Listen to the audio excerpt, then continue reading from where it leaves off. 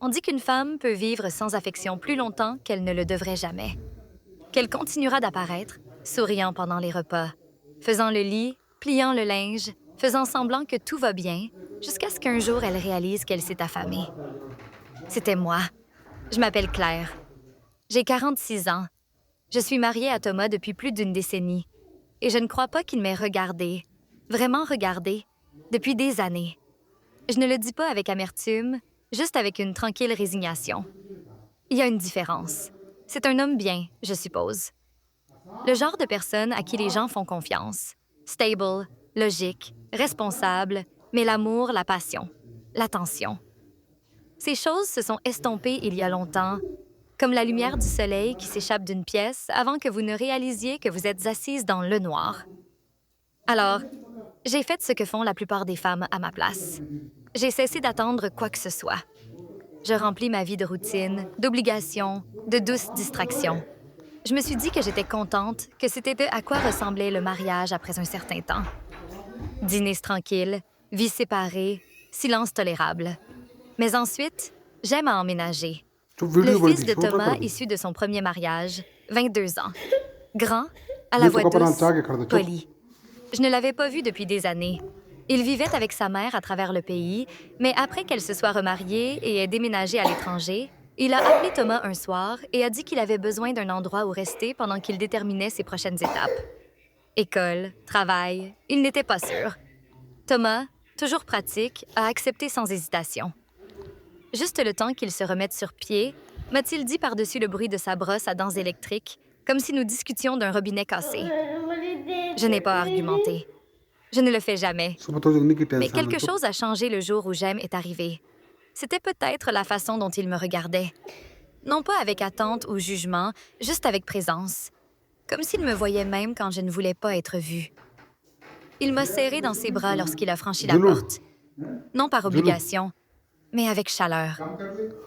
Il sentait l'océan, le sel, le vent, quelque chose de libre. Et quand il a souri, quelque chose de peu familier a remué lentement dans ma partie centrale. Un clignotement de vie dans un endroit que je croyais éteint depuis longtemps. Cette première semaine, j'ai gardé mes distances. C'était le fils de Thomas, après tout. Mon beau-fils. J'ai préparé des repas, nettoyé la chambre d'amis, tenu des conversations polies. Mais Jem était différent du garçon dont je me souvenais. Il était observateur, réfléchi, gentil de manière discrète, comme lorsqu'il remplissait mon café sans demander, ou mettait de sa musique en pause quand j'entrais dans la pièce, ou offrait de porter les courses sans qu'on le lui dise. Thomas n'a rien remarqué de tout cela. Bien sûr que non. Il travaillait tard comme toujours. Récemment, c'est comme s'il disparaissait en lui-même dans les emails de travail, les scores sportifs, le bourdonnement des nouvelles du soir. Nos conversations sont maintenant comme des transactions commerciales. As-tu payé la facture? N'oublie pas que la voiture doit être révisée. Nous n'avons plus de détergent. C'est le langage de notre mariage. J'aime cependant parle en silence. Un soir après le dîner, je l'ai trouvé dans la cuisine faisant la vaisselle. Il avait retroussé les manches de son T-shirt, révélant des avant-bras saupoudrés de soleil. J'aurais dû m'éloigner. Au lieu de cela, je suis restée là, appuyée contre le comptoir, comme si c'était la chose la plus naturelle du monde. « Tu n'as pas à faire ça, » ai-je dit. Il a regardé par-dessus son épaule et a souri. Je sais, j'aime juste aider. Et ce n'était même pas seulement les mots, c'était la façon dont il les disait. Aucune attente, aucun sous-texte, juste la vérité. Je me souviens de la façon dont la lumière de la lampe touchait son profil. La mâchoire forte, les yeux silencieux qui me rappelaient davantage un poète que son père. Il s'est essuyé les mains avec un torchon et s'est tourné pour me faire face entièrement. Il y eut une pause, un battement de trop, puis il a demandé « Es-tu heureuse? » J'ai cligné des yeux. « Quoi? Ici, » a-t-il dit plus doucement. Maintenant, dans cette maison avec mon père. Je n'ai pas répondu tout de suite. Ma gorge était serre. René. Personne ne m'avait posé cette question depuis des années. J'ai dégluti. Pourquoi demandes-tu cela? Il a hésité. Son regard s'est baissé un instant. Je suppose que tu sembles seul. C'était là, à découvert. Et au lieu de le nier, au lieu de l'écarter avec une blague, je me suis retrouvée à murmurer. Je crois que oui. Il a fait un pas de plus. Pas trop près. Juste assez. Tu ne devrais pas l'être. Je ne sais pas combien de temps nous sommes restés là, l'air s'étirant entre nous comme quelque chose de fragile. J'ai entendu les pas de Thomas à l'étage, étouffés, se déplaçant vers la chambre. Et comme un sort qui se brise, je me suis détournée. « Bonne nuit », ai-je dit trop rapidement, reculant avant de dire quelque chose que je ne pouvais pas retirer. Mais plus tard, allongée à côté d'un homme qui ne tendait plus la main vers moi, je ne pouvais pas arrêter de penser aux mots de Jaime. « Tu ne devrais pas être seule. » La façon dont il l'a dit, la façon dont il m'a regardée quand il l'a fait. Quelque chose en moi avait commencé à se réveiller, et je ne savais pas comment le faire taire. À quiconque écoute, si vous vous êtes déjà senti invisible, comme si vous aviez disparu derrière le titre d'épouse ou de mère ou de soignante, j'espère que vous m'entendez maintenant. J'espère que vous savez que vous n'êtes pas seul. Parfois, le pire genre de silence n'est pas l'absence de son. C'est l'absence d'être remarqué. Et quand quelqu'un vous remarque enfin, cela peut tout changer. Faites-moi savoir si cette histoire vous parle.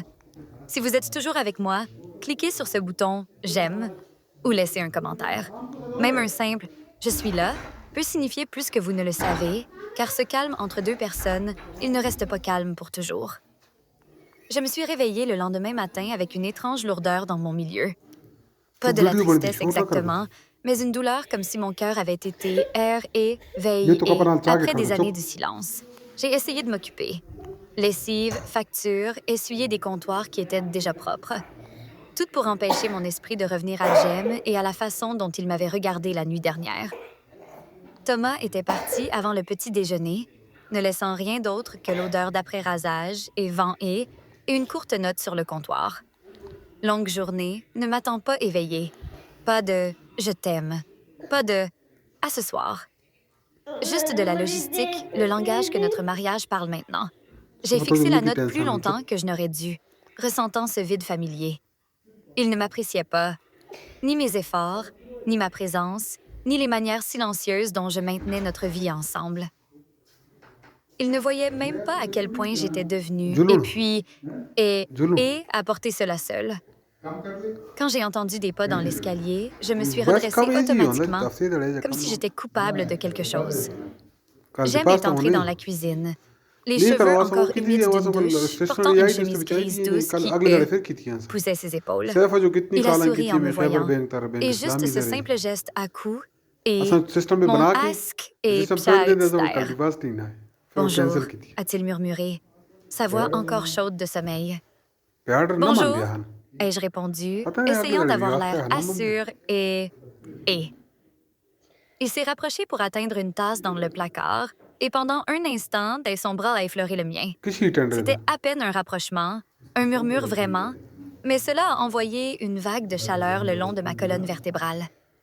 Je me suis éloignée rapidement, faisant semblant d'ajuster la machine à café. « Ça va? » a-t-il demandé gentiment. J'ai hoché la tête. « Juste fatiguée. »« Tu avais l'air triste, » a-t-il dit, non pas en m'accusant, juste en remarquant. C'était le problème. Il remarquait tout. Je me suis tournée, réussissant un faible sourire. Je n'ai juste pas bien dormi. Jem a hésité, puis a dit doucement « Est-ce à cause de lui? » J'ai figue et. Mes mots, ce sont S et par et S. J'aime. Il a regardé vers le bas, comme s'il avait peur d'être allé trop loin. Je suis désolée. J'entends juste des choses. La façon dont vous parlez à peine tous les deux. La façon dont il entre et sort sans même demander comment tu vas. C'est parfois difficile à voir. Difficile à voir. Ses mots sont touchés plus profondément qu'ils n'auraient dû. J'ai expiré lentement. Le mariage n'est pas toujours ce que les gens pensent, tu sais. Il a rencontré mes yeux alors, et quelque chose de non-dit s'est resserré entre nous. « Non », a-t-il dit doucement et fermement. « Mais tu mérites plus que cela. Ma gorge, c'est nous et... Aucun homme ne m'avait dit cela depuis des années. Certainement pas celui qui avait juré qu'il le ferait. Avant que je ne puisse répondre, Jem a fait un pas de plus, hésitant, prudent, comme s'il s'approchait de quelque chose de fragile. « Tu sais, a-t-il dit, voix basse. Je pensais que mon père était le fort, fiable, digne de confiance. Mais maintenant, je ne sais pas. Il ne te voit pas. Pas de la façon... Il s'est arrêté. A retenu le reste. Pas de la façon dont je le fais. Je l'ai entendu quand même. L'instant s'est étiré entre nous, chaleureux et dangereux. Je les observe et... Dans mon pouls, dans le petit frémissement sous mes côtes, dans la façon dont je ne bougeais pas, même quand j'aurais dû le faire. Alors, instinctivement, j'ai détourné le regard. J'aime. Tu ne devrais pas t'inquiéter pour moi. Il a secoué la thé et il thé. Je le fais. Je ne peux pas m'en emper et is cher. Quelque chose en moi s'est fendu à ces mots. Une fracture silencieuse, mais profonde. Nous sommes restés tous les deux là pour un moment qui a semblé une éternité jusqu'à ce que la machine à café sonne fortement, brisant le charme. J'ai reculé. Il a reculé. Le monde a repris sa place. Mais rien n'était vraiment revenu à la normale. Plus tard cet après-midi-là, pendant que je pliais le linge dans le couloir, j'aimais se passer, s'arrêtant en haut des escaliers. Il m'a observé un instant, ce même regard pensif et scrutateur qui agitait quelque chose de profond en moi. « Tu n'es pas seul ici », a-t-il dit doucement. Et puis il est parti, me laissant avec une vérité que je n'étais pas prête à affronter. Une vérité qui deviendrait plus forte chaque jour qu'il restait sous ce toit. La maison semblait différente ce soir-là. C'était peut-être moi. Peut-être que c'était j'aime. Ou peut-être était-ce le silence, plus lourd que d'habitude, bourdonnant de quelque chose que je ne pouvais pas nommer. Thomas a envoyé un message disant qu'il travaillerait tard à nouveau, comme si c'était une nouvelle. Il n'a pas demandé comment s'était passée ma journée. N'a pas demandé si j'avais besoin de quelque chose. Juste une autre nuit seule, écrite entre les lignes. J'étais debout au comptoir de la cuisine à préparer le dîner que personne ne mangerait à l'heure. Le bourdonnement de la cuisinière, le doux crépitement du beurre dans la poêle. Ils auraient dû être réconfortants. Mais au lieu de cela, chaque son semblait amplifié, comme si la maison attendait quelque chose. Puis j'ai entendu des pas. Lents, D, E, lib, E, R, E, S. Jamais est apparu dans l'embrasure de la porte une main reposant sur le cadre. Il n'a pas parlé au début. Il m'a juste observé et ce n'était pas la façon dont les gens jettent un coup d'œil à quelqu'un qui cuisine. C'était plus profond, plus concentré, comme s'il mémorise à être quelque chose qu'il n'était pas censé faire. « Tu en fais trop », a-t-il murmuré. Finalement, j'ai levé les yeux. C'est juste le dîner. Ce n'est pas juste le dîner. Il a ça avancé pieds nus, les yeux chaleureux, trop calme. Tu fais tout ici. Il ne le remarque même pas. J'ai serré ma prise sur la spatule. C'est bon. Ça ne l'est pas, a-t-il dit. Plus ferme cette fois. Il te traite comme un son de fond. Les mots ont frappé plus fort qu'ils n'auraient dû. James s'est rapproché, sans envahir, juste assez près pour que je sente le changement dans l'air. Il se tenait à côté de moi, si près que je pouvais percevoir la faible odeur de cèdre sur sa peau. Si près que son épaule a F-R-O-E-L-E, la mienne, lorsqu'il a tendu la main vers un verre. Mon flux d'air s'est coupé. Non par peur, non par surprise, mais par quelque chose de plus vif. Il a remarqué. « Tu es tendu », a-t-il dit doucement.